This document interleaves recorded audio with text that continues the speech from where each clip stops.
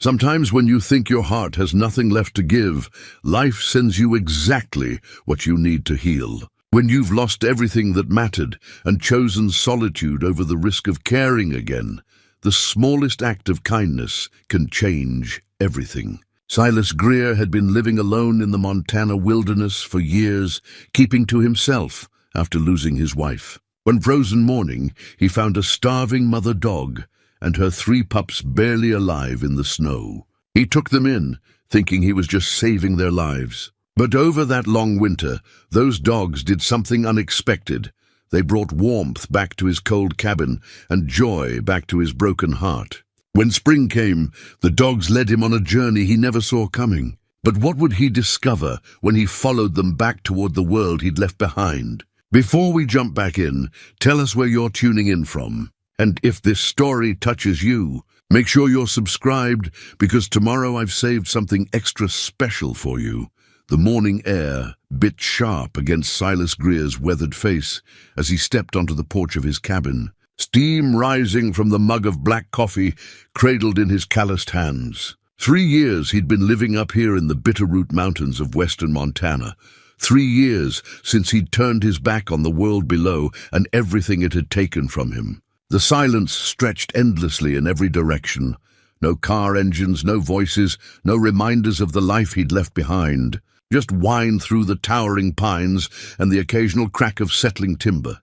He pulled his worn flannel shirt tighter against the February cold and surveyed his domain. Snow lay thick across the clearing he'd carved from the wilderness, pristine white, broken only by his own boot prints leading to the woodshed and the small stream that provided his water. The cabin itself was nothing fancy. Rough-hewn logs chinked with mud and moss, a stone chimney sending a thin column of smoke into the grey sky. It served its purpose, which was to keep the world out and himself in.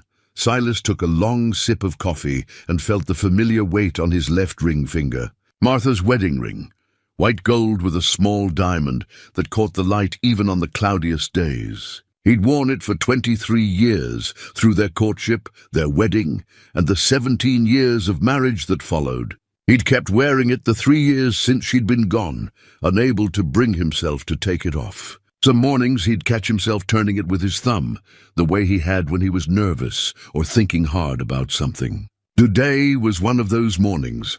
The ring was all he had left of her, really. He'd sold their house in Missoula, couldn't bear to stay there with all those memories pressing in on him from every corner. Martha's garden tools still in the shed, her coffee mug still in the kitchen cabinet, her pillow still carrying the faint scent of her lavender shampoo. The realtor had looked at him with those pitying eyes when he'd signed the papers, probably thinking he was making a mistake. Maybe he was, but staying had felt like drowning, so he'd taken the money from the sale. Bought this 160 acres of nothing but trees and rock and solitude, and built himself a life that couldn't hurt him anymore. No neighbors to ask how he was doing. No well-meaning friends stopping by with casseroles and condolences. No reminders that Martha was gone and wasn't coming back. The cabin was sparse but functional.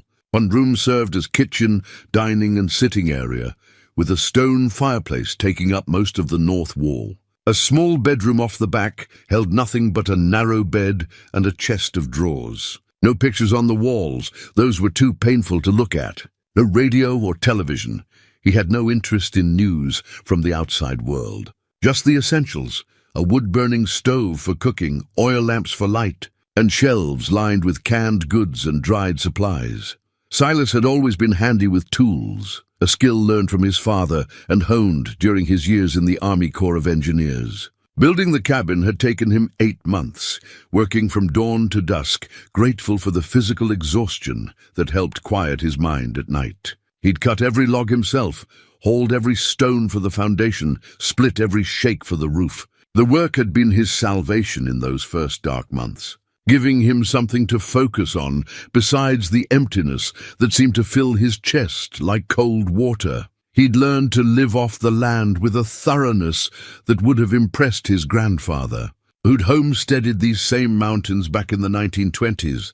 Silas could track and trap game, preserve meat for winter, identify edible plants and medicinal herbs. He maintained a small vegetable garden during the brief growing season and had built a root cellar to store potatoes, carrots and onions through the long months of snow. Once a month, he'd make the 2-hour trek down to the nearest town, a nothing place called Whitefish Creek, to buy coffee, flour, salt and other necessities he couldn't produce himself. He spoke to no one beyond what was required for commerce, and no one tried to engage him in conversation. Mountain hermits weren't uncommon in this part of Montana. Martha would have hated this life, he knew. She'd been a social creature, happiest when surrounded by friends and family, always organizing dinner parties or volunteering at the church or tending to her elaborate flower gardens. She loved their house in Missoula precisely because it was in the middle of everything, walking distance to shops and restaurants, close to their friends, with neighbors she could chat with over the back fence. She tolerated his occasional hunting and fishing trips, but never understood his need to get away from civilization. "You're like some old mountain man," she'd tease him, standing on tiptoes to straighten his collar before he headed out for a weekend in the wilderness. Born 100 years too late. The irony wasn't lost on him that he'd become exactly what she'd said he was. A man out of time, living like it was still 1880, but without her warmth to balance his solitary nature, without her laughter to fill the silence. This was all he had left. The mountains didn't judge. They didn't pity. They didn't try to fix him or tell him it was time to move on. Winter was his favorite season up here. The snow created a barrier between his world and everything else, making the isolation complete. He could go weeks without seeing another human being, and that suited him just fine. His days followed a simple rhythm: rise at dawn, tend the fire, eat a simple breakfast, spend the morning chopping wood or checking his trap lines, return for a midday meal, spend the afternoon maintaining his equipment or reading one of the few books he'd brought with him, eat dinner by lamplight, then sit by the fire until sleep took him. He'd read the same dozen books so many times he could recite passages from memory, mostly classics that Martha had insisted belonged in any civilized home. Mark Twain, Charles Dickens, Jane Austen, books that reminded him of her voice, reading aloud on quiet Sunday afternoons, her head resting against his shoulder as they sat on their old couch. Sometimes he'd catch himself starting to read a particularly good passage aloud, as if she might still be there to hear it. The sound of his own voice always startled him back to reality. The loneliness was worst in the evenings, when the day's work was done, and there was nothing left but the crackling of the fire and his own thoughts. He'd taken to going to bed early, partly to conserve lamp oil, and partly to escape the weight of the silence. Dreams were dangerous territory. Too often Martha appeared in them young and laughing, and he'd wake to the crushing realization that she was gone all over again. But the alternative, lying awake in the darkness, remembering, was worse. This morning felt different somehow, though he couldn't say why. The air had that particular stillness that often preceded a heavy snowfall, and the grey clouds hung low and pregnant with moisture. His weather sense, honed by years in the mountains, told him they were in for a significant storm. He'd need to bring in extra firewood and check his food stores. Winter storms up here could last for days, and being unprepared could mean the difference between life and death. He finished his coffee and was about to head back inside when something caught his eye. Dark spots in the snow near the tree line, maybe 50 yards from his cabin. Tracks of some kind, though he couldn't make out what from this distance. They seemed too large and spread out to be from deer or elk, bear maybe, though it was unusual for them to be moving around much in February. Most were deep in hibernation by now. Silas set down his mug and walked to the edge of his porch for a better look. The tracks were definitely there, a line of depressions leading from the deeper forest toward his property. As his eyes followed their path, he noticed they seemed to wander, weaving back and forth, like whatever made them had been disoriented or weak. A chill ran down his spine that had nothing to do with the cold air. In his 3 years up here, he'd never had any large predators come this close to his cabin. He kept a clean camp, never leaving food scraps around, and the smell of wood smoke and human habitation usually kept the wildlife at a respectful distance. He stepped off the porch and walked closer, his boots crunching in the snow. The tracks were definitely not from a bear, wrong shape entirely. They looked almost like dog tracks, but that was impossible. There were no domestic dogs this far up in the wilderness, no other cabins for miles in any direction. The nearest neighbor was old Pete Hauser, and he lived a good 10 miles down the mountain. Pete had a couple of hunting dogs, but they'd never ranged this far from home, especially not in winter. Silas knelt beside one of the clearer prints, studying its size and shape. Definitely canine, but large, maybe 70 or 80 pounds worth of animal. The tracks were accompanied by smaller ones, much smaller, barely visible in the soft snow, puppies. His heart began to beat faster as he followed the trail with his eyes. It led directly toward a stand of thick timber about 100 yards from his cabin, disappearing into the dark shadows beneath the trees. Whatever had made these tracks was either still out there or had moved on. But given the wandering nature of the trail and the size of those puppy tracks, Silas doubted they'd gotten very far. He stood slowly, his knees protesting the cold, and looked back toward his cabin. The smart thing would be to go inside, load his rifle, and wait to see if whatever it was moved along. Mountain dogs gone feral could be dangerous, especially if they had young to protect. But something about those tracks bothered him, the way they meandered, the depth of the impression suggesting exhaustion or injury. Martha's voice seemed to whisper in his ear, as clear as if she was standing beside him. "You can't just leave something suffering out there. Silas, you know you can't." She'd always been the one to bring home strays, cats, dogs, even a wounded hawk once that she'd nursed back to health in their garage. He'd grumbled about it at the time, but secretly he'd admired her inability to turn away from a creature in need. It was one of the things he'd loved most about her, that soft heart that couldn't bear to see anything suffer. He touched the wedding ring on his finger, feeling its familiar weight. 3 years of isolation, 3 years of telling himself he was better off alone, that caring about anything just led to pain. But standing here in the snow, looking at those desperate tracks, he felt something stirring in his chest that he'd thought was dead and buried with Martha. The wind picked up, sending snow spiraling across the clearing, and the first fat flakes of the coming storm began to fall. Whatever was out there in those trees, it wouldn't survive another night in the open, not in the blizzard that was coming.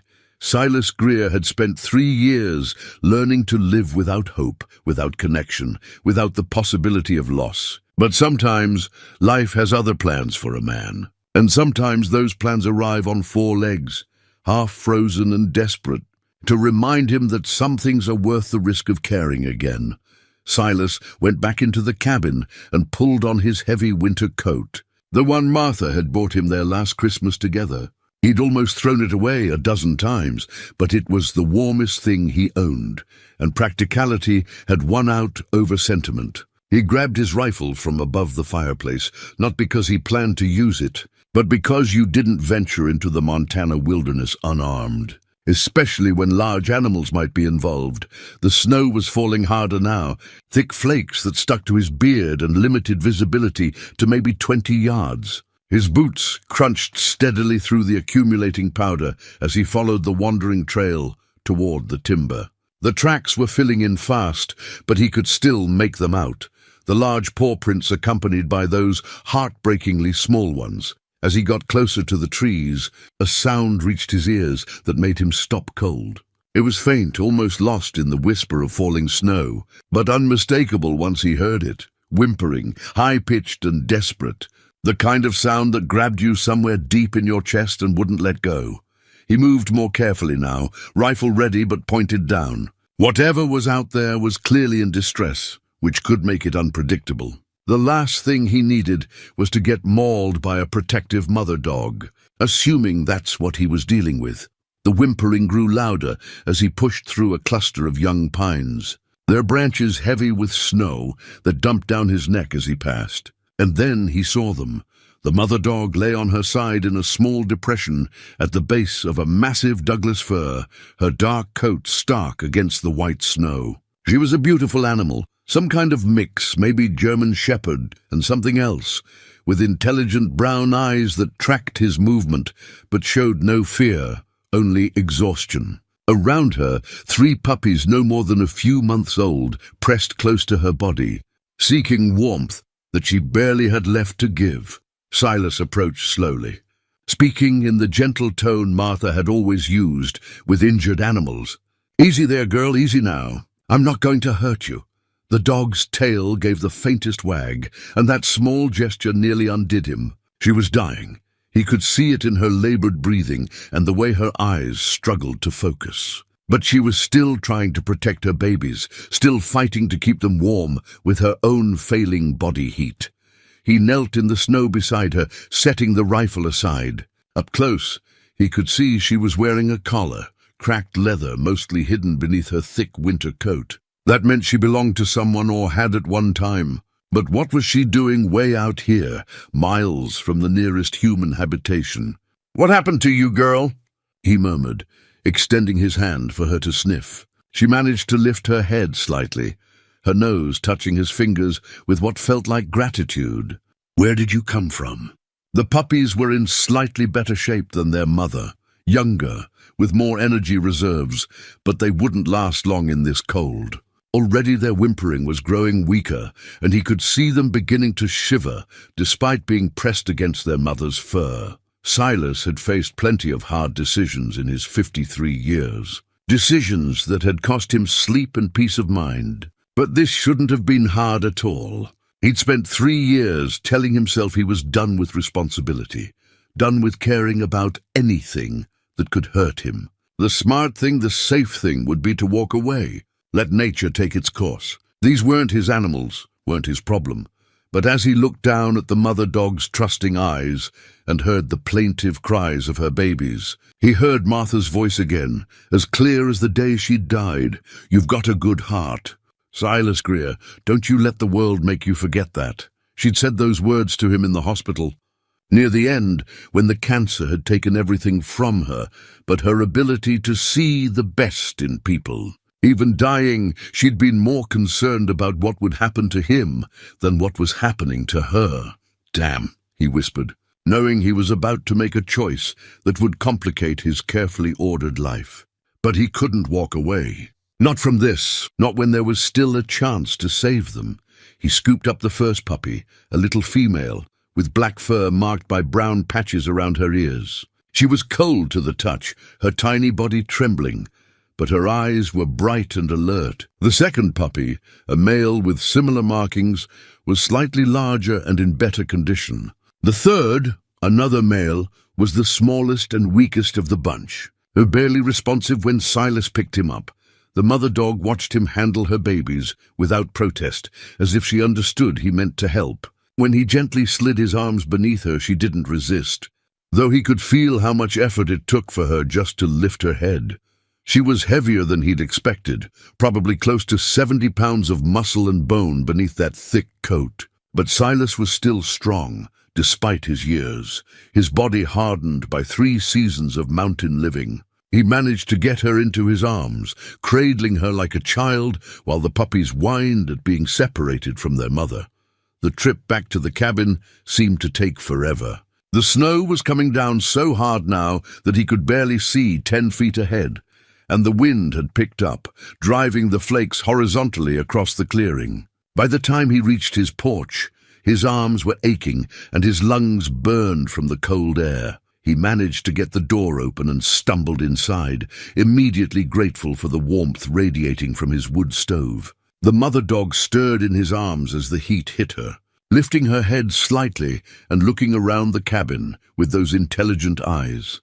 Silas laid her gently on his braided rug in front of the fireplace, then went back outside to collect the puppies from where he'd set them on the porch. They were even colder now, their whimpering weaker, and he felt a stab of fear that he might have waited too long.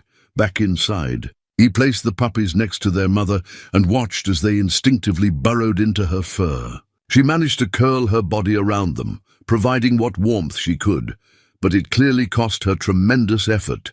He needed to act fast. The cabin was warm, but not warm enough for animals in this condition. He built up the fire until it was roaring, filling the small space with heat that made sweat bead on his forehead. Then he went to his bedroom and pulled every blanket he owned from the chest at the foot of his bed. Martha's blankets, the ones she'd quilted during the long winter evenings when they'd first been married. He'd packed them away after her funeral, unable to bear seeing them every day. But now he shook them out and arranged them into a nest near the fire, creating a warm, protected space for the dog family.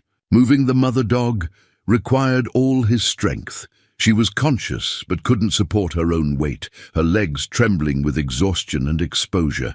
He managed to get her settled on the blankets, and immediately the puppies found their way to her, pressing close and beginning to nurse weakly.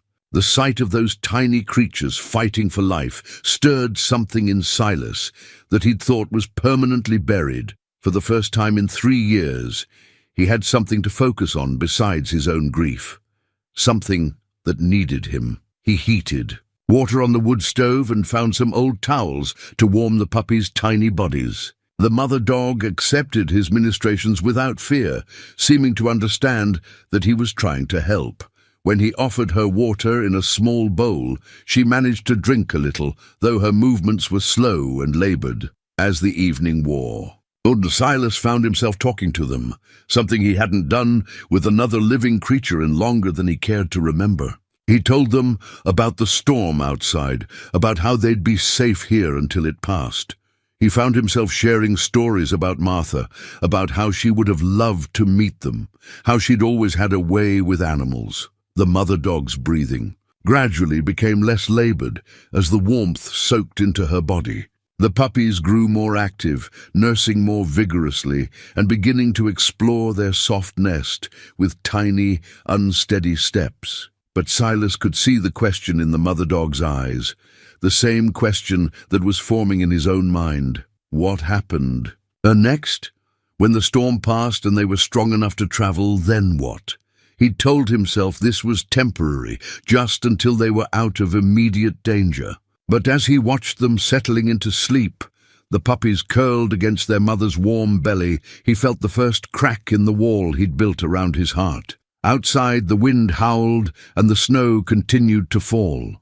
Inside, for the first time in 3 years, Silas Greer's cabin felt like something more than just a place to hide from the world. It felt like a home where life was precious and worth protecting, and that scared him more than any blizzard ever could. The storm raged for 3 days, transforming the world outside into a white wilderness that would have been beautiful if it hadn't been so deadly. Silas found himself grateful for the isolation it provided.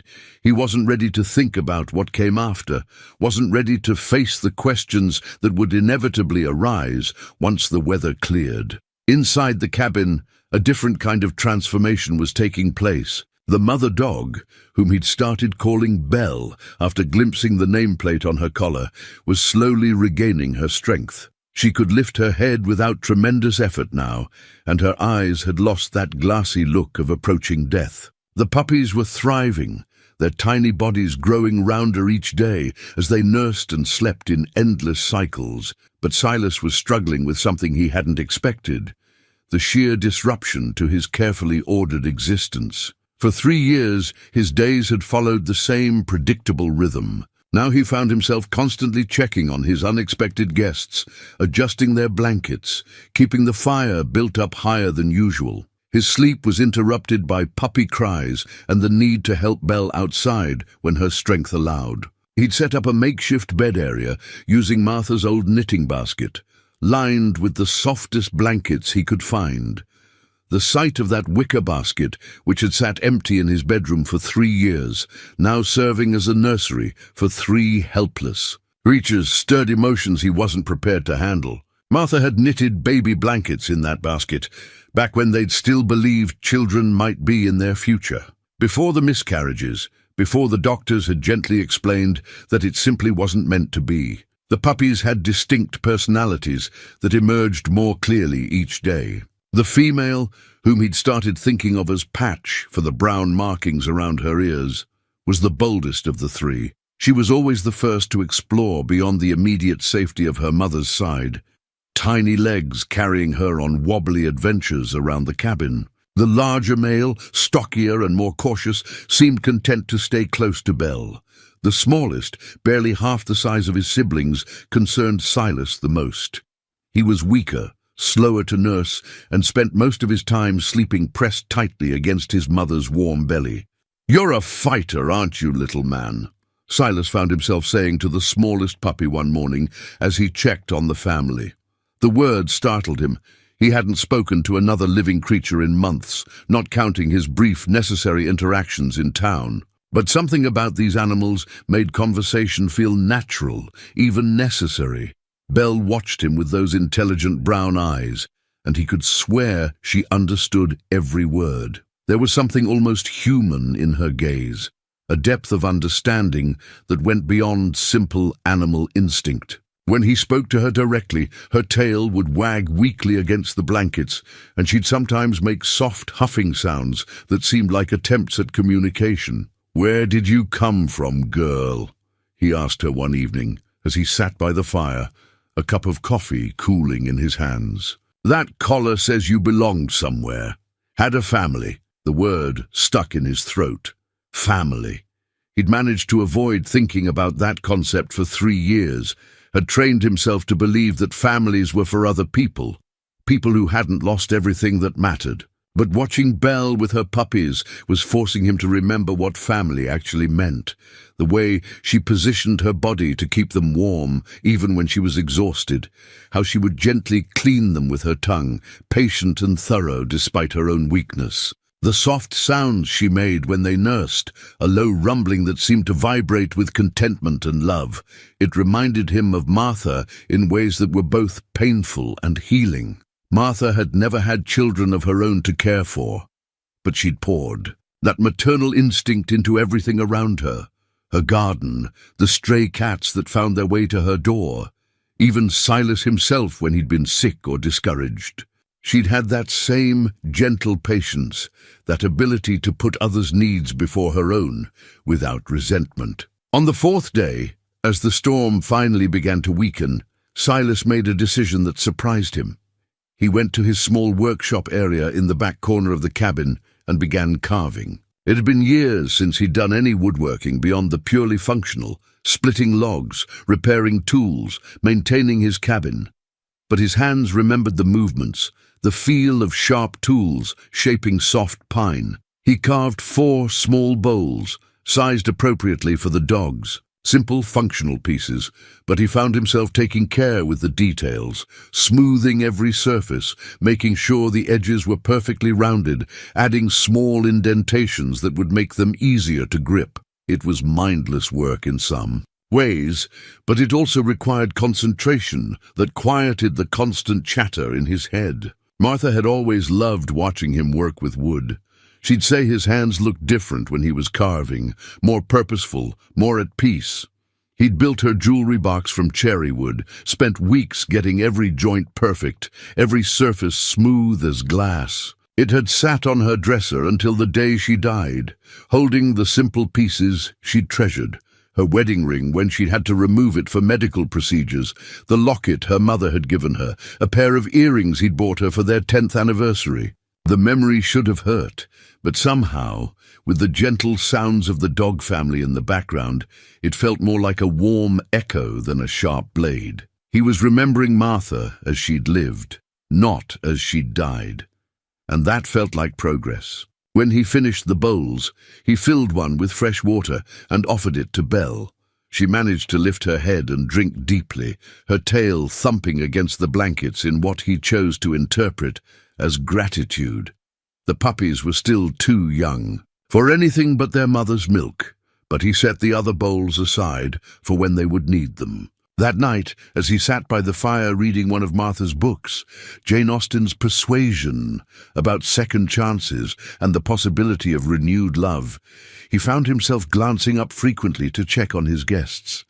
Belle was sleeping peacefully, her breathing steady and strong. The puppies were arranged around her like small, furry satellites, their tiny bodies rising and falling in the rhythm of deep sleep. For the first time in 3 years, Silas felt something that might have been contentment, not happiness. That still seemed too large, too dangerous to hope for, but a quiet sense that maybe, just maybe, caring for something again wasn't a betrayal of Martha's memory. Maybe it was a way of honoring it. The smallest puppy stirred in his sleep, making tiny, squeaking sounds that tugged at something deep in Silas's chest. Without thinking, he found himself moving to the floor beside the makeshift bed, gently stroking the little creature's soft fur until he settled back into peaceful sleep. "Martha would have loved you all," he whispered into the quiet cabin, and for the first time since her death, saying her name out loud didn't feel like tearing open a wound. It felt like sharing something precious with new friends who might just understand the value of love, even when it comes wrapped in loss. 2 weeks after the storm, Silas's cabin had been transformed into something he barely recognized.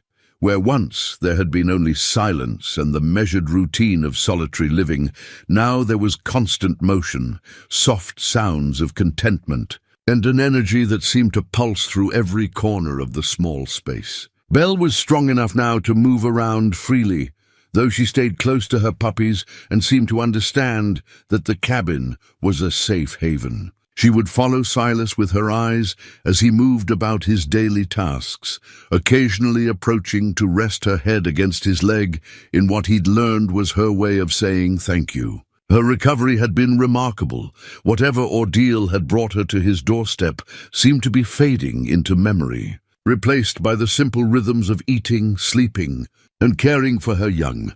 The puppies had grown substantially, their tiny bodies filling out with healthy fat, and their movements becoming more coordinated each day. Patch, the female with the distinctive markings, had become the undisputed leader of their small pack. She was the first to explore any new area Silas opened to them, the first to investigate strange sounds, and the first to demand attention when she felt it was warranted. Her brothers had fallen into supporting roles, the larger male acting as her lieutenant in adventures, while the smallest seemed content to observe from the safety of his mother's side. Silas had started calling the larger male Scout, partly for his willingness to follow Patch into unknown territory, and partly for the way he would pause and look back at his mother before venturing too far from her side. The smallest still didn't have a name. Silas found himself reluctant to get too attached, worried that the little creature might not survive despite his apparent progress. But survive he was. Slowly, gradually, the smallest puppy was gaining weight and strength. His eyes, which had seemed dull and unfocused those first few days, now tracked movement with bright intelligence. He'd begun to venture short distances from Belle's side, though he tired quickly and would return to nurse and nap, pressed against her warm fur. Silas found his daily routine completely reorganized around his four-legged guests. He'd moved his sleeping area to the main room, using blankets and pillows to create a makeshift bed on the floor near the fireplace. Partly this was practical. He needed to keep the fire going through the night to maintain warmth, but mostly it was because he'd discovered he slept better when he could hear the quiet sounds of the dog family nearby. The wooden bowls he'd carved had become essential equipment. Belle ate with delicate precision from the largest one, somehow managing to keep her meals neat despite her size. He'd started adding warm broth to her dry food, remembering how Martha had done the same for a stray cat she'd nursed back to health years ago. The memory had come unbidden, but instead of the sharp pain he'd expected, it brought a gentle warmth, as if Martha's spirit was somehow present in these small acts of care. He'd also begun modifying the cabin itself to accommodate his guests. A section of the porch had been enclosed with scrap lumber to create a sheltered outdoor area where Belle could relieve herself without having to venture into the deep snow. He'd built low barriers to keep the puppies from wandering into dangerous areas, and had moved anything breakable or valuable to higher shelves. The changes should have bothered him. For 3 years, he'd maintained his space with military precision, everything in its place, every surface clean and uncluttered. Now there were blankets scattered around the main room, water bowls that needed constant refilling, and toys improvised from pieces of rope and wood scraps. But instead of feeling invaded or disrupted, he found the controlled chaos oddly comforting. It reminded him of the early years of his marriage, when Martha had gradually civilized his bachelor apartment with plants and pictures, soft furniture and touches of color. He'd grumbled about the changes at first. Where was he supposed to put his beer when every surface had a doily or a vase of flowers? But gradually, he'd come to love the warmth and life she'd brought to his sterile space. Belle seemed to sense his growing attachment and had begun to seek out his company even when she didn't need anything. She would settle near his feet while he worked at his small table, or rest her head on his lap while he read in the evenings. Her presence was undemanding, but somehow essential, like a living reminder that solitude didn't have to mean loneliness. The puppies had discovered that Silas was a source of entertainment as well as care. Patch had developed a game of attacking his bootlaces whenever he sat down, growling with mock ferocity at the leather strips. Scout preferred to wrestle with any piece of clothing that hung within reach, tugging determinedly at shirt sleeves and pant legs. Even the smallest had begun to show interest in play, though his games were gentler and required frequent rest breaks.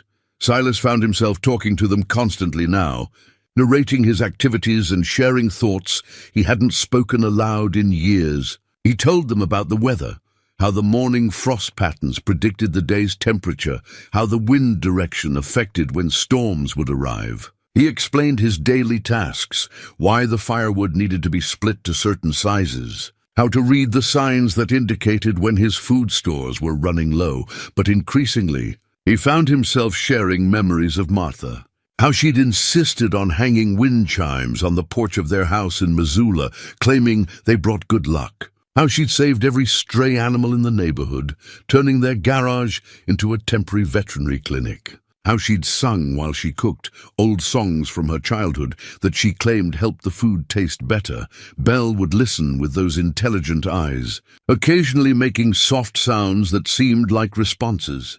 The puppies would tumble around his feet while he talked, providing a constant, gentle distraction from the weight of remembering. One evening, as he sat by the fire, with Patch asleep in his lap and Scout draped across his feet, Silas realized that for the first time since Martha's death, he was looking forward to tomorrow. Not just enduring it, not just surviving until it ended, but actually anticipating what the new day might bring.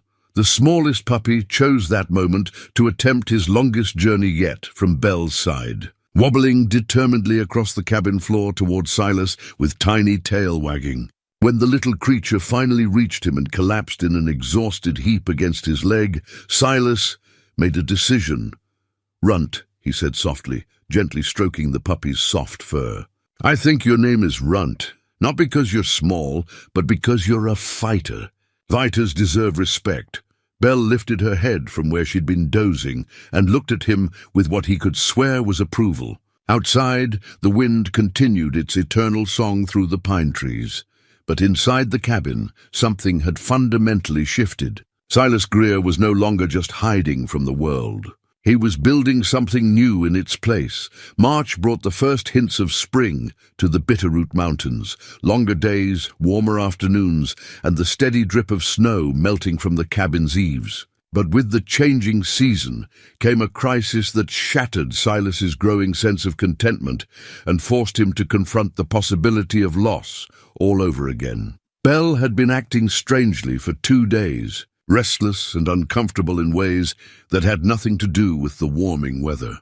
She'd stopped eating with her usual enthusiasm, picking at the food in her carved bowl with obvious reluctance. Her breathing had become labored again, reminiscent of those first terrible days when she'd barely clung to life. Most troubling of all, she'd begun to separate herself from the puppies, moving to the far corner of the cabin and lying with her head pressed against the cool stone of the fireplace. Silas watched her with growing alarm, recognizing the signs of serious illness. He'd seen enough suffering, both in animals and humans, to know when something was fundamentally wrong. The puppies, now almost 3 months old and far more aware of their surroundings, seemed to sense their mother's distress. They would approach her tentatively, whining softly, then retreat when she failed to respond with her usual gentle attention. "Come on, girl," Silas murmured, kneeling beside her on the 3rd morning of her decline. "You've got to eat something. Your babies need you strong."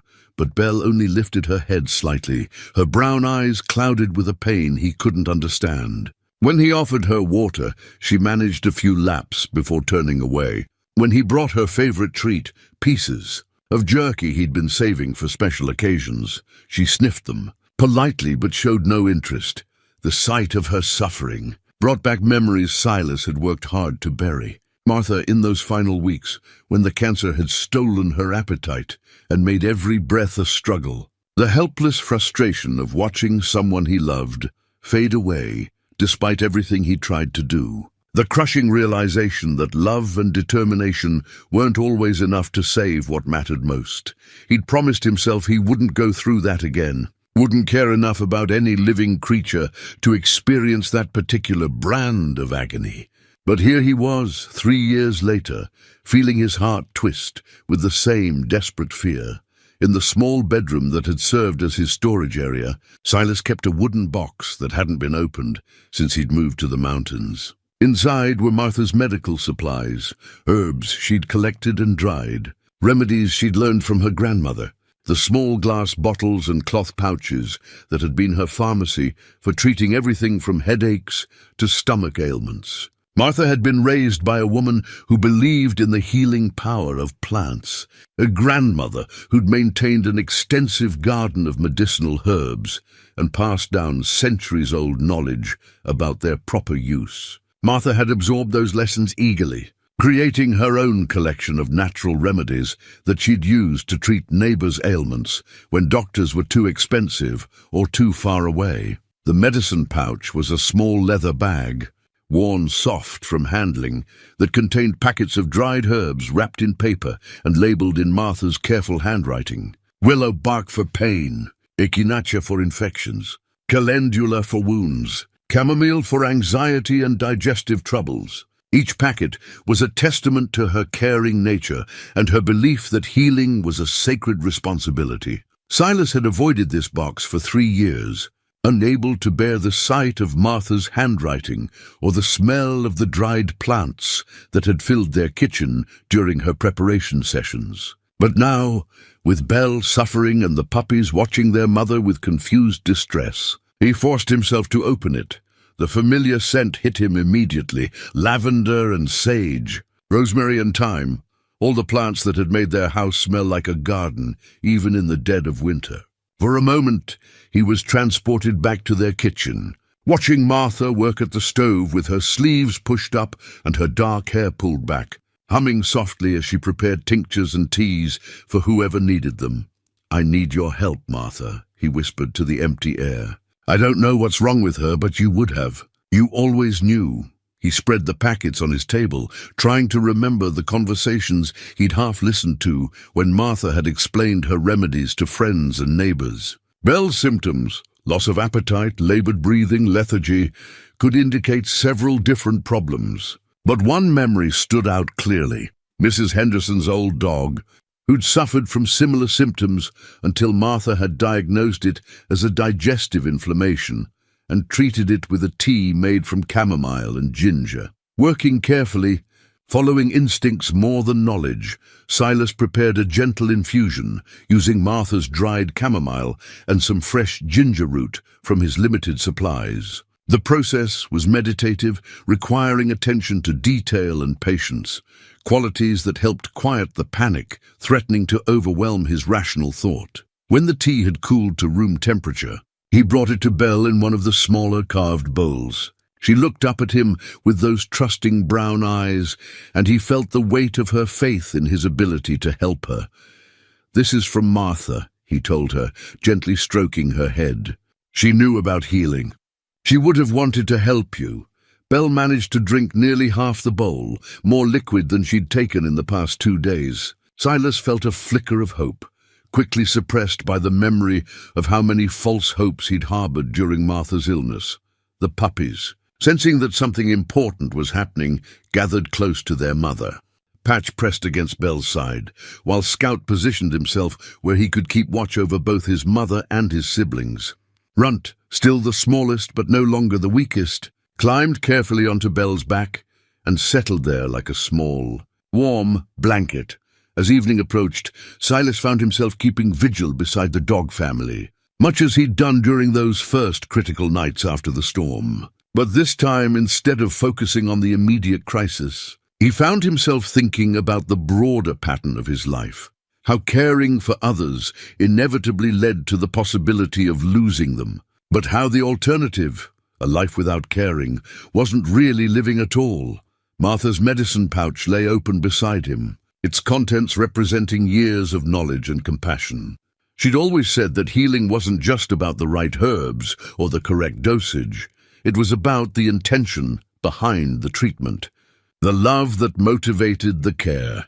Looking down at Belle, who seemed to be resting more peacefully after the chamomile tea, Silas realized that using Martha's remedies didn't feel like betraying her memory or dwelling in the past. It felt like honoring her legacy, carrying forward the part of her that had believed healing was always possible, even when the outcome remained uncertain. Outside, the spring wind stirred the pine boughs, and somewhere in the distance, a loon called across the still water of the mountain lake. Inside the cabin, a man who'd thought he'd lost the ability to hope sat beside a suffering animal and remembered what it meant to fight for something precious. Even when the odds seemed impossible, Belle's recovery over the following week was nothing short of miraculous. The chamomile tea, administered twice daily with the patience and precision Martha would have approved of, seemed to settle whatever inflammation had been troubling her digestive system. Her appetite returned gradually, then with enthusiasm that reminded Silas of her fierce determination to survive those first critical days. The labored breathing eased, and she began to move with something approaching, a former grace and strength, but it was during those quiet hours of nursing Belle back to health that Silas made a discovery that would change everything he thought he understood about his four-legged guests. He'd been carefully cleaning Belle's collar, working the dried mud and debris from the leather with warm water and gentle soap, when something unusual caught his attention. The collar was well made, clearly expensive, with brass fittings that had tarnished but not corroded, despite whatever ordeal had brought Belle to his mountain sanctuary. The nameplate he'd glimpsed before was clearer now, Belle engraved in elegant script, with a phone number beneath it that he recognized as having a Montana area code, but tucked behind the nameplate, nearly invisible unless you knew to look for it, was something that made his breath catch in his throat. A small object had been carefully secured beneath the brass plate, wrapped in what appeared to be oiled cloth to protect it from moisture. Working with the patience of a man who understood that some discoveries couldn't be rushed, Silas managed to extract the hidden item without damaging Belle's collar. It was a wooden toy horse, carved from what looked like pine and worn smooth by small hands. No bigger than his thumb, simple in design, but clearly made with love and attention to detail. The kind of toy a father might carve for his daughter during long winter evenings, or that a grandfather might create to amuse a beloved grandchild. The sight of it hit Silas like a physical blow. This wasn't just evidence that Belle had belonged to a family. It was proof that she'd been part of a family with children. Someone small enough to treasure a toy horse, someone who'd cared enough about Belle to ensure she carried a piece of home with her wherever she went. Belle seemed to sense the significance of his discovery. She approached him carefully, sniffing the toy horse with obvious recognition. Her tail wagged slowly, and she made a soft whining sound that seemed to carry both joy and sadness. She knew this object. It meant something to her beyond simple familiarity. "Where is she, girl?" Silas asked, holding the toy horse where Belle could see it clearly. "Where's the little one who gave you this?" Belle's response was immediate and unmistakable. She moved to the cabin door and looked back at him expectantly, her whole body tense with purpose. When he didn't immediately follow, she returned to him, gently took his sleeve in her teeth and tugged toward the door. The message was clear. She wanted to show him something, to lead him somewhere, but outside, the March weather was treacherous, warm enough during the day to melt snow and create treacherous mud, cold enough at night to freeze everything into hazardous ice. The trails he'd used all winter were now impassable ribbons of slush and standing water. Whatever Belle wanted to show him would have to wait for more stable conditions. The puppies, now fully weaned and energetic beyond belief, had transformed the cabin into their personal playground. Patch had established herself as the undisputed alpha, organizing elaborate games that usually involved stealing something of Silas's and engaging her brothers in spirited tug-of-war competitions. Scout had developed an obsession with his own reflection in the cabin's single mirror, spending long minutes barking at and attempting to intimidate what he clearly perceived as a rival dog. Runt, true to his fighter's spirit, had claimed the largest and most comfortable sleeping spot near the fireplace, defending it against his siblings with a determination that made Silas chuckle, despite the weight of his new discovery. But even as he watched their antics with growing affection, Silas couldn't shake the feeling that time was running out. The toy horse seemed to pulse with urgency, a silent reminder that somewhere out there, a child might be waiting for Belle to come home, or worse, might be beyond waiting, might be lost forever to whatever catastrophe had separated this family in the first place. The ethical dilemma was becoming clear.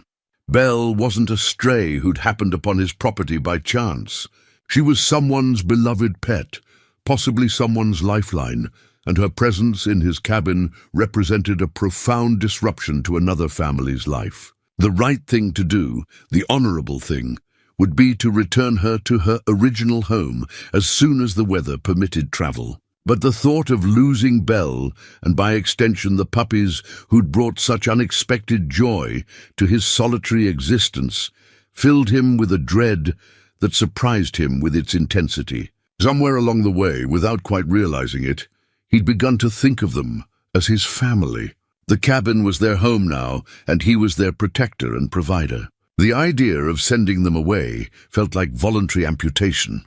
Late that night, as he sat by the dying fire with the toy horse resting in his palm, Silas found himself thinking about the different kinds of love and obligation that could pull a man in opposite directions. There was the love he'd developed for Belle and her puppies, immediate, protective, grounded in daily care and growing attachment. But there was also the love someone else might be feeling.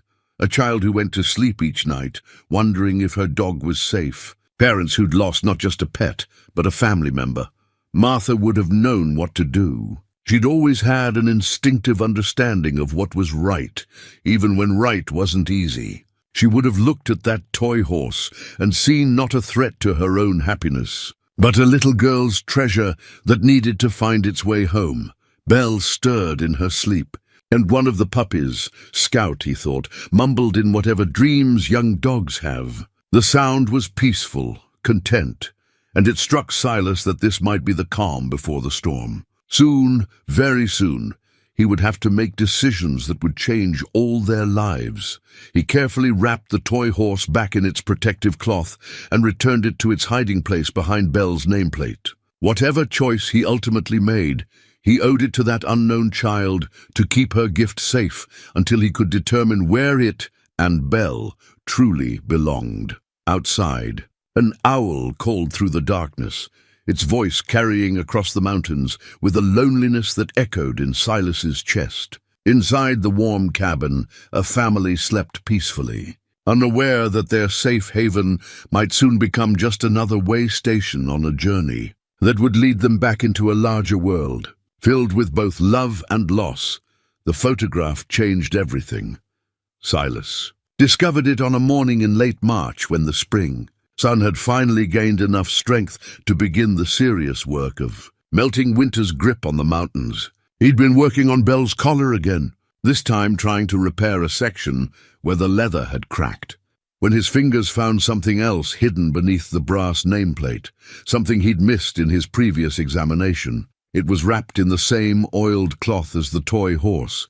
But this package was flatter, more delicate. When he carefully unfolded the protective covering, he found himself looking at a photograph that made his hands tremble and his heart race with a mixture of hope and terror. The image was slightly blurred, creased from handling, but clear enough to tell a story that hit him like a physical blow. It showed Belle, younger and sleeker, sitting beside a small girl who couldn't have been more than 7 or 8 years old. The child had dark hair, pulled back in pigtails, and was wearing what looked like a blue dress with white flowers. Her arms were wrapped around Belle's neck, and both of them were looking at the camera with the kind of complete happiness that only exists in perfect moments. But it was the background of the photograph that sent ice through Silas's veins. Behind the girl and the dog, he could make out the charred remains of what had once been a cabin.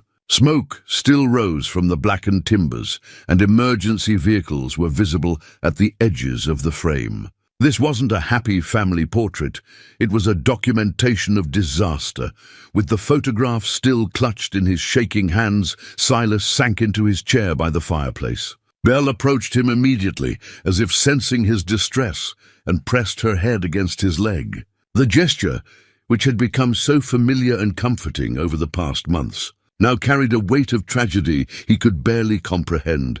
"My God, Belle," he whispered, looking down into those intelligent brown eyes. "What happened to your family?"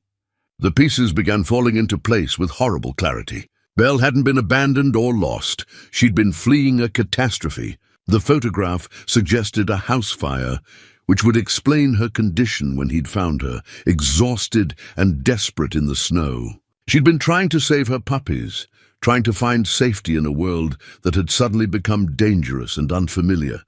But where was the little girl in the photograph? The child who'd loved Belle enough to hide her picture in the dog's collar, who'd carved a toy horse for her beloved pet. The absence of any human presence in Belle's desperate flight suggested possibilities too terrible to consider directly. Silas forced himself to examine the photograph more carefully, looking for any details that might provide clues about when and where it had been taken. The emergency vehicles looked official, fire trucks and ambulances, which meant there would be records. The style of the girl's dress and the quality of the photograph suggested it was recent, probably within the last year. As he studied the image, a memory surfaced from his monthly trips to town. Conversations overheard in the general store, fragments of local news that he'd paid little attention to at the time. Something about a cabin fire, a family lost, a child missing and presumed dead. The details had been sketchy, filtered through the kind of whispered gossip that small mountain communities specialized in. But now they took on a significance that made his chest tight with dread. The Morrison family. That was the name he remembered now. Jim and Ellen Morrison, who'd lived in a remote cabin about 15 miles northwest of Whitefish Creek. They'd had a daughter, Sarah. He thought the name was, and had been known for keeping to themselves, living off the grid in much the same way Silas had chosen to do. The fire had happened in early winter, November or December, and the official search had been called off after weeks of finding no trace of the missing child. Belle's behavior over the past few days suddenly made perfect sense. Her restlessness, her tendency to pace by the door, the way she'd tried to lead him outside despite the dangerous conditions. She'd been trying to go home, or to the place where home used to be. More than that, she'd been trying to show him something, to communicate information he'd been too focused on his own concerns to understand. The implications were staggering. If Sarah Morrison was still alive, still out there somewhere in the wilderness, then every day of delay could be the difference between rescue and tragedy. But the official search had been called off months ago, which meant the authorities had concluded she was beyond saving. How could an 8-year-old child survive a Montana winter in the wilderness without shelter or supplies? Yet Belle's desperate journey to his cabin, her protective care of her puppies in the face of impossible odds, suggested that survival against overwhelming odds was possible. If Belle could keep 3 helpless puppies alive through the worst winter in recent memory, Perhaps a resourceful child with some survival knowledge could have found a way to endure. The toy horse took on new meaning in light of the photograph. It wasn't just a treasured possession. It was a message, a way of ensuring that if something happened to the family, Belle would carry proof of Sarah's existence with her. The child had been thinking ahead, planning for disasters that adults might have dismissed as impossible. Silas stood abruptly, startling Belle, who'd been dozing at his feet. The dog immediately came alert, sensing the change in his mood, and moved to the cabin door with that expectant posture he'd learned to recognize. She wanted to go. She'd been wanting to go for weeks, waiting for him to understand what she was trying to tell him. But understanding brought its own paralyzing weight of responsibility. If Sarah Morrison was alive, if she was waiting somewhere in the mountains for Belle to return, then Silas was possibly the only person who could save her. The authorities had given up. Her parents were dead. There was no one else who knew what Belle knew. No one else who could interpret her desperate attempts at communication. The ethical dilemma he'd been wrestling with, whether to keep the dogs or try to return them to their original family, had just become a life-or-death decision. It was no longer about his attachment to Belle and the puppies, or even about doing the right thing by some abstract moral standard. It was about a child who might be counting on Belle's return, who might be surviving on faith that her beloved dog would somehow find a way to bring help. Martha's voice seemed to whisper in his ear with the clarity of absolute certainty. "You know what you have to do." "Silas, you've always known." But knowing and doing were different things entirely. Silas had spent 3 years avoiding exactly this kind of responsibility, this kind of risk. Getting involved meant opening himself up to the possibility of failure, of arriving too late, of discovering that hope was just another word for self-deception. It meant leaving his sanctuary and venturing back into a world where terrible things happened to innocent people, and love wasn't enough to protect what mattered most. He looked down at Belle, who was watching him with those trusting eyes, waiting for him to make the decision that would determine whether Sarah Morrison lived or died. In her gaze, he saw an echo of Martha's unwavering faith in his fundamental decency, her belief that when the moment came, he would choose courage over comfort, love over safety. Outside, the spring sun continued its work of freeing the mountains from winter's grip, creating the conditions that would make travel possible, but not easy. Inside the cabin, a man who'd thought he'd finished with heroism was discovering that some calls to action couldn't be ignored, no matter how much it cost to answer them. The photograph lay on his table like an accusation and a promise. Somewhere in the wilderness, a little girl might be waiting for her dog to come home. And Silas Greer, whether he was ready or not, was about to find out if 3 years of hiding had destroyed his capacity to be the man Martha had always believed him to be. The decision, once made, consumed Silas with an urgency that reminded him of his military days, the focused intensity that came with accepting a mission where failure meant lives lost. He had perhaps 2 weeks before the spring melt would make mountain travel truly treacherous. 2 weeks to find a little girl who'd been missing for nearly 5 months. From a wooden chest beneath his bed, Silas retrieved items he hadn't touched since coming to the mountains, gear from his 20-year career in the Army Corps of Engineers, much of it from his time attached to search and rescue operations in Afghanistan and Kosovo. His father's compass, a Civil War relic passed down through 3 generations of Greer men, felt familiar and substantial in his hands. The brass case was tarnished, but the needle still pointed true north, just as it had guided his great-grandfather through the wilderness of Virginia, his grandfather through the forests of France, and his father through the jungles of Vietnam. The compass wasn't just a navigation tool.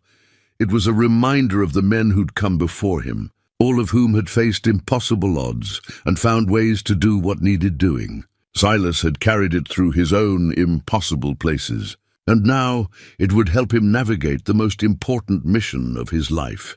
He spent 2 days preparing with the methodical thoroughness that had kept him alive in hostile territory. His backpack, military surplus and built to carry a man's life for weeks, was loaded with carefully selected supplies, high-energy food that wouldn't spoil, water purification tablets, first aid supplies including some of Martha's medicinal herbs, emergency shelter materials, extra clothing, and his service pistol cleaned, loaded, and holstered where he could reach it quickly. The weather was the critical variable. Each morning he checked the sky, reading clouds and wind patterns with the expertise of someone who'd learned that accurate forecasts could mean the difference between life and death. The spring conditions were treacherous but manageable. Snow still deep in shaded areas but melting rapidly in direct sunlight, creating streams and mudslides that could trap or kill the unwary. Belle watched his preparations with growing excitement, as if she understood that action was finally being taken. Her behavior became increasingly focused, spending long periods standing by the door or looking out the single window toward the northwest, the direction she'd consistently indicated when he'd asked her where she wanted to go. The puppies presented a problem he hadn't initially considered. At 4 months old, they were too large to carry, but not yet strong enough for the kind of grueling mountain travel that lay ahead. Patch might be able to manage some of the distance, but Scout, and especially Runt, would be liabilities in terrain that would challenge even experienced hikers. The solution, when it came to him, was both practical and painful. He would leave the puppies at the cabin with enough food and water to last a week, betting that Belle would lead him to Sarah quickly or not at all. The puppies were resourceful enough to survive for a limited time, and if he didn't return within 7 days, they would at least have a chance to find their way to lower ground where someone might discover them. He spent an entire evening reinforcing the puppy barriers around the cabin, ensuring they couldn't get into anything dangerous but could access food, water, and the outdoor area he'd enclosed. Watching Patch attempt to follow him outside, only to be gently but firmly redirected back to the safety of the cabin, nearly broke his resolve. These creatures had become family to him, and leaving them felt like abandonment. But Belle's urgency was infectious. Every delay, every moment spent on preparations seemed to increase her restlessness. She would pace between him and the door, occasionally letting out soft whines that sounded remarkably like human words of encouragement or frustration. Time was running out for someone, and Belle knew it. On the morning of departure, Silas performed one final ritual that connected him to both his past and his uncertain future. He removed Martha's wedding ring from his finger, not to abandon her memory, but to carry it in a different way. He placed the ring on a chain around his neck, where it would rest close to his heart, but not interfere with the use of his hands. The gesture felt like blessing rather than goodbye, as if Martha's love was joining the mission rather than being left behind. "Keep an eye on them for me," he whispered to the empty air, looking back at the puppies who were pressed against the window, watching him with confused disappointment. "Keep them safe until I get back." Belle waited by his side as he shouldered his pack and checked his gear one final time. She was alert and eager, her posture radiating confidence that he would follow where she led. In her bearing, Silas could see the ghost of the dog she'd been before the tragedy, well-trained, intelligent, completely trustworthy in the wilderness. Sarah Morrison had chosen her companion well. The early morning air was crisp, but not bitter, perfect for hard travel.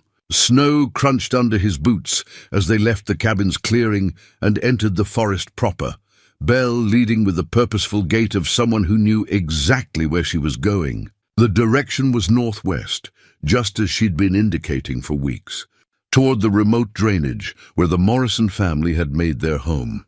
As they climbed higher into the mountains, following game trails and deer paths that wound between towering pines and across open meadows still buried in snow, Silas found his military training reasserting itself. His pace became measured and sustainable, his breathing controlled, his awareness heightened to every sight and sound that might indicate danger or opportunity. The physical demands of mountain travel, which had seemed daunting when viewed from the comfort of his cabin, felt manageable once he was actually moving. Belle proved to be an excellent traveling companion. She stayed close enough to maintain visual contact, but ranged ahead to scout the trail, always returning to guide him around obstacles or dangerous terrain. Her knowledge of the mountains was impressive. She seemed to know which snow-covered slopes were stable and which might avalanche, which streams could be safely crossed and which were too swift or deep. By midday, they'd covered nearly 8 miles of difficult terrain, climbing steadily toward the high country where winter held on longest. Silas called a rest stop beside a small stream that ran clear and cold with snowmelt, and while he ate trail rations and consulted his compass, Belle drank deeply and then stood sentinel, scanning the surrounding forest with alert attention. It was during this rest that Silas began to find the first signs that they were on the right track. Caught on a low branch beside the stream was a piece of blue fabric, weathered and faded but unmistakably from human clothing. Belle sniffed it with obvious recognition, her tail wagging slowly, and when Silas examined it more closely, he could see that it matched the color of the dress Sarah had been wearing in the photograph. The fabric was old. It had been here for months, exposed to weather and wildlife. But its presence meant that Sarah had passed this way, probably during her initial flight from whatever catastrophe had befallen her family. She'd been moving in the same direction Belle was leading him now, deeper into the wilderness, toward terrain that would provide shelter but also isolation. As they resumed their journey, climbing higher into country that few humans ever saw, Silas felt the weight of his father's compass in his pocket and the warmth of Martha's ring against his chest. He was following a trail that was 5 months old, looking for a child who might no longer exist, guided by a dog whose loyalty had already cost her everything once. But for the first time in 3 years, he felt like himself again, not the broken hermit who'd been hiding in the mountains, but the man Martha had married, the soldier who'd never left anyone behind. The person who understood that some risks were worth taking because the alternative was unacceptable. Ahead of him, Belle paused at the crest of a ridge and looked back, as if checking to make sure he was still following. In her gaze, he saw something that looked remarkably like hope, the belief that this time, help would arrive in time, that loyalty and determination might be enough to perform one more miracle. The afternoon sun cast long shadows across the snow-covered peaks that stretched endlessly in every direction. Somewhere in this vast wilderness, if Belle was right, if his growing conviction was justified, Sarah Morrison was waiting for her dog to come home. And Silas Greer, carrying the compass of his fathers and the blessing of his dead wife, was finally ready to be the kind of man who answered when hope called his name. The trail grew more treacherous as they climbed higher, but Belle's certainty never wavered. She led Silas along ridges where the wind had scoured the snow down to bare rock, across slopes where a single misstep could trigger a slide that would bury them both. Her mountain wisdom, learned through months of desperate survival, kept them moving forward when his military training might have counseled retreat. By late afternoon, they'd reached a landscape that seemed to exist at the edge of the world, a high valley surrounded by peaks that caught clouds and held them like prisoners. The air was thin here, making each breath a conscious effort, and the silence was so complete that Silas could hear his own heartbeat echoing in his ears. It was Belle who found the second piece of evidence, her nose leading her to a depression in the snow where something had been cached and later retrieved. Silas brushed away the loose powder and found himself looking at the remnants of a shelter. Pine boughs arranged in a pattern that spoke of human intelligence, rocks positioned to break the wind, the blackened remains of a small fire pit. Someone had lived here, at least temporarily, someone who knew enough about survival to build adequate shelter and maintain fire in conditions that would kill most people within hours. The site was old, probably from early winter, but it proved that Sarah Morrison had not only survived the initial catastrophe, but had possessed the knowledge and determination to keep herself alive in the wilderness. Near the fire pit, partially buried in snow that had accumulated over months of storms, Silas discovered something that made his throat tight with emotion. A small rag doll, clearly handmade, with yarn hair and a dress stitched from scraps of fabric. One arm was missing, and the face was stained with weather and wear, but it remained recognizably a cherished toy. Belle approached the doll with obvious recognition, sniffing it gently before sitting back on her haunches and looking at Silas with eyes that seemed to say, "She was here. She's real. She's waiting." The doll was proof of life, evidence that Sarah had survived long enough to establish this camp and care for her possessions. But it also raised troubling questions. If she'd been here in early winter, where was she now? The shelter showed no signs of recent use, and the fire pit was cold beneath its covering of snow. Belle provided the answer by moving to the far side of the valley and beginning to climb again, following what appeared to be another game trail that wound higher into the mountains. Her behavior had changed. Instead of the steady, purposeful pace she'd maintained all day, she now moved with increasing urgency, pausing frequently to look back and ensure Silas was keeping up. The trail Belle followed was barely visible, more suggestion than reality, threading between massive boulders and upslopes so steep that Silas found himself using his hands as much as his feet. But there were signs if you knew how to read them. Broken branches at the height a small person might grab for support, scratches in the stone where boots had scraped for purchase, the occasional clear footprint in patches of protected snow. Someone had passed this way recently, within the last few weeks at most. Someone small and light, someone who knew these mountains well enough to navigate them in conditions that would challenge experienced mountaineers. Sarah Morrison had not just survived, she'd adapted, learned, grown into a creature of the wilderness that rivaled Belle's own expertise. As the afternoon wore on, and shadows began to gather in the deepest ravines, Belle's urgency became almost frantic. She would climb 20 or 30 yards ahead, then return to encourage Silas forward, her whines and body language clearly communicating that time was running out for something important. The terrain leveled out briefly as they reached another high valley, this one narrower and more protected than the last. Here the snow lay deeper, undisturbed by wind, and the silence was so profound that Silas could hear the distant crack of settling ice from glaciers hidden among the peaks. Belle stopped suddenly, her head raised and ears alert, listening to something beyond human perception. Then, without warning, she began to bark, not the casual woofing she'd done around the cabin, but urgent, purposeful barks that echoed off the surrounding peaks like gunshots. From somewhere ahead, faint but unmistakable, came an answering call. Not another dog, but something that made Silas's heart race with hope and terror. A human voice, high and thin with distance, calling Belle's name across the vast emptiness of the mountain wilderness. "Belle! Belle, is that you?" The voice was young, female, and alive. Sarah Morrison, against all odds and official pronouncements, had survived 5 months in the Montana wilderness. She was calling for her dog with the desperate joy of someone who'd given up hope and found it.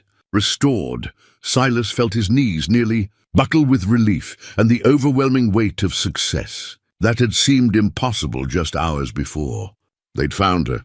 The little girl in the photograph, the owner of the toy horse and the rag doll, the child whose love for Belle had been strong enough to hide messages of hope in a dog's collar. She was alive, and she was close. Belle was already running toward the sound, her barks becoming a continuous celebration of reunion. Silas followed as quickly as the thin air and treacherous terrain would allow, his heart pounding with more than just exertion. After 3 years of hiding from the world and its sorrows, he was about to participate in a miracle. Belle disappeared into a cluster of massive granite boulders that rose like ancient sentinels from the valley floor, her barks echoing off the stone in a joyful cacophony that seemed to wake the sleeping mountains. Silas followed as quickly as he could manage, his breath coming in short gasps in the thin air, his military training warring with pure human emotion as he approached what might be the most important moment of his life. The rocks formed a natural maze, carved by millennia of wind and weather into passages barely wide enough for a human body. Belle's voice guided him through the labyrinth, leading him deeper into a hidden sanctuary that no casual observer would ever discover. The walls rose higher as he progressed, blocking out most of the late afternoon sun and creating a cool, protected environment that would be invisible from above. And then he saw her. Sarah Morrison sat in a small clearing at the heart of the rock formation, her arms wrapped around Belle's neck, tears streaming down a face that had been aged beyond its years by hardship and loss. She was smaller than he'd expected from the photograph, thin in the way of someone who'd learned to survive on minimal rations. But her eyes held an intelligence and strength that spoke of the incredible journey she'd traveled. She wore multiple layers of clothing, all clearly scavenged or improvised, a man's coat that hung to her knees over what looked like several sweaters, boots that were too large and had been stuffed with what appeared to be pine needles for insulation. Her dark hair was longer than in the photograph, braided back in a practical style that kept it out of her face. But despite the hardships written in every line of her posture, she was unmistakably alive, whole, and alert. The reunion between Belle and Sarah was everything Silas had hoped for, and more. The dog covered the girl's face with kisses, while Sarah buried her fingers in Belle's fur, both of them making sounds of pure joy that needed no translation. This was love in its most fundamental form, loyalty tested by impossible circumstances and proven stronger than death itself. But it was what Sarah held in her free hand that nearly undid Silas completely. A small wooden cross, carved from pine and smoothed by months of handling, crude but unmistakably crafted with care and intention. It was the kind of thing someone might make during long, lonely hours when hope was the only thing standing between survival and surrender. "I knew you'd come back," Sarah was whispering to Belle, her voice hoarse with emotion and disuse. "I knew you'd find a way. I kept the fire going just like Daddy taught me, and I saved your horse. And I made this to help me remember that God watches over lost things." The cross represented something beyond mere survival. It was evidence of faith maintained in the face of overwhelming odds, of a child who'd faced the death of her parents and months of isolation without losing her fundamental belief that rescue was possible. Silas approached slowly, not wanting to startle her, but Sarah had already noticed him. Her eyes, while wary, showed no real fear, perhaps because Belle's obvious trust in him provided all the recommendation she needed. "Are you the man Belle found?" she asked with the directness of childhood. "She told me she was going to find someone to help. I didn't know dogs could do that, but Belle's special. She saved me when our house burned down. She got me away from the fire and showed me how to get to the safe places in the mountains." The story emerged gradually as Sarah's initial caution gave way to the relief of finally having someone to talk to. The fire had started in the middle of the night, a propane heater malfunction that had turned their remote cabin into an inferno within minutes. Her parents had died trying to fight the blaze, but Belle had somehow gotten Sarah out of the house and led her away from the flames. In the months that followed, Belle had taught Sarah to survive in ways that seemed almost mystical. The dog had shown her which plants were safe to eat, how to find water in winter, where to build shelters that would protect her from storms and predators. When Belle had disappeared in February, heavy with puppies and driven by instincts Sarah couldn't understand, the girl had established a permanent camp in this hidden sanctuary and waited with the absolute faith of childhood that her protector would return. "I knew she wouldn't leave me forever," Sarah explained, scratching Belle behind the ears. "She just had to take care of her babies first. That's what mamas do, they take care of their babies. But I knew she'd come back with help." The wooden cross caught the last rays of sunlight filtering down between the rocks, and Silas realized he was looking at something far more significant than a simple survival tool. It was a testament to the power of hope to sustain life against impossible odds. Proof that faith and love could indeed move mountains, or at least help a small girl survive, alone in their shadow. But even as he marveled at Sarah's resilience and Belle's incredible loyalty, Silas knew that the hardest part of their mission still lay ahead.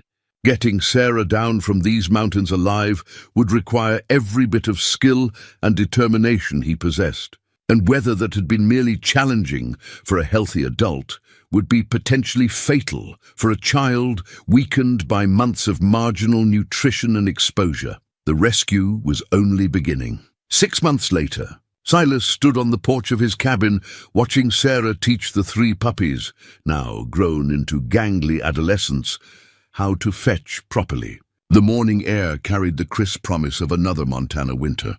But this year, the approaching season held no dread, only the comfortable anticipation of long evenings by the fire with his new family. The journey down from Sarah's mountain sanctuary had taken 3 days of careful travel, with Silas carrying the weakened girl on his back for much of the distance, and Belle serving as advance scout and guardian. They'd made it to the ranger station at Whitefish Creek just as a late spring blizzard had moved in, sealing off the high country for another 2 weeks. The timing had been nothing short of miraculous. What followed had been a whirlwind of medical examinations, legal proceedings, and media attention that had threatened to overwhelm them all. Sarah was severely malnourished and suffering from exposure, but her underlying health was remarkably good, a testament to Belle's guidance and her own incredible resilience. The doctors had marveled at her survival, calling it impossible, but Silas had seen enough impossible things in his life to know they happened more often than people wanted to believe. The legal arrangements had been simpler than expected. With no living relatives and her parents' estate consisting mainly of the burned cabin and surrounding land, Sarah had become a ward of the state. But Silas's military record, his stable living situation, and most importantly, Sarah's absolute insistence that she wanted to stay with him and Belle, had smoothed the path to guardianship. The cabin had been expanded to accommodate its new residents. Silas had spent the summer building a proper second bedroom for Sarah, complete with windows that looked out over the valley and shelves for the growing collection of books they'd ordered from town. The main room had been reconfigured to include a larger dining table where they could eat meals together and work on Sarah's correspondence school lessons, but the most significant addition was the wooden sign that now hung beside the front door, the Greer family carved in letters that had taken Silas 3 attempts to get right. It had replaced his old weathered nameplate, the one that had simply read S. Greer in utilitarian block letters. The new sign acknowledged what they'd all come to understand. Families weren't just created by blood or legal documents, but by choice, commitment, and love. Sarah had adapted to her new life with the same resilience that had carried her through 5 months in the wilderness. She'd grown 3 inches and gained 15 pounds of healthy weight, her face filling out and losing the sharp angles of chronic hunger. Her hair had been cut to a more manageable length, and she'd acquired a wardrobe of clothes that actually fit. But her most prized possession remained the wooden cross she'd carved during her time alone. She kept it on her bedside table, along with the toy horse that Belle had carried hidden in her collar. They were reminders not just of her survival, but of the faith that had sustained her when hope seemed impossible. Belle had settled into her role as family matriarch with regal dignity. She spent her days supervising the education of her 3 offspring. Patch had retained her alpha personality and was clearly destined to be Sarah's primary companion. Scout had developed into a reliable and gentle soul who seemed to understand that his job was to be calm and steady, while Runt had grown into his name, ironically, becoming the largest and most protective of the 3.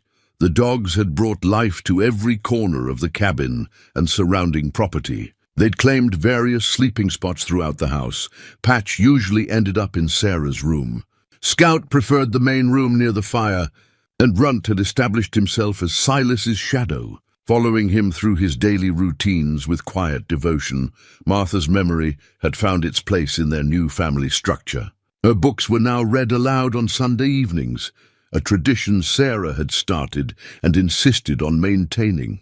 Her recipes had been adapted for a family of 2+4 dogs, creating hearty meals that filled the cabin with the kind of warmth and abundance that made a house into a home. Sarah talked easily about her parents, sharing memories that kept their love alive without dwelling on the tragedy of their loss. She'd accepted Silas's stories about Martha with the generous heart of a child who understood that love didn't diminish when it was shared, but grew stronger. On this particular morning, as Silas watched Sarah's patient attempts to explain the concept of fetch to 3 dogs who seemed more interested in playing keep away, he felt something he hadn't experienced in years: absolute contentment with the present moment. Not the desperate grasping for happiness that had characterized his early marriage, or the numb resignation that had marked his years of isolation, but a quiet satisfaction with the life they'd built together. Belle approached the porch and settled beside his chair, her graying muzzle resting on his knee. At 8 years old, she was entering her senior years, but her eyes still held the intelligence and warmth that had first captured his attention in that snow-covered clearing so many months ago. "Good girl," he murmured, scratching behind her ears. "You brought us all home, didn't you?" The late afternoon sun slanted across the valley, painting the autumn aspens in shades of gold and amber. Soon the first snows would fall, sealing them into their mountain sanctuary for another winter. But this year they would face the season as a family, human and canine, chosen and cherished, bound together by the kind of love that could survive any storm.